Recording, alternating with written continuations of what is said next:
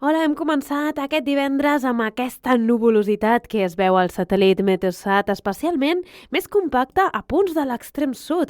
De fet, hem tingut alguns ruixats aquesta nit, aquesta matinada, especialment a punts del litoral que venien acompanyats de tempesta i encara mantenim aquesta nuvolositat a punts del sud de Catalunya.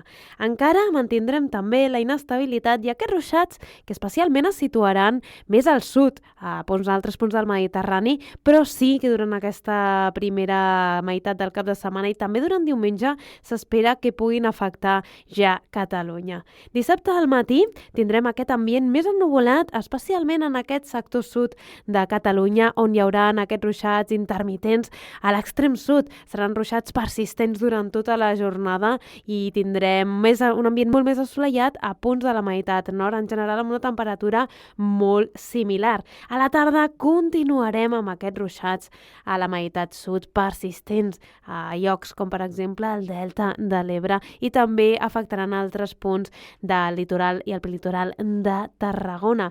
En general, això serà la tònica dominant durant aquest cap de setmana. Tindrem aquest ambient més assolellat a la meitat nord i aquests núvols i ruixats a la meitat sud amb temperatures encara molt similars i de fet hi ha un avís d'acumulació de precipitació perquè s'espera que en alguns indrets de l'extrem sud es puguin acumular entre 50 i 100 litres en tan sols 24 hores i a més també hi ha un avís per intensitat de precipitació perquè en alguns indrets s'espera que hi hagi intensitat torrencial, és a dir, que es puguin superar els 40 litres en tan sols 30 minuts.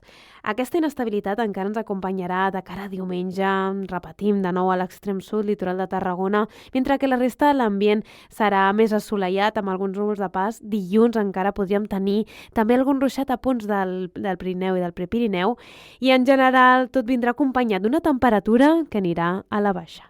Això és tot del Servei Meteorològic de Catalunya.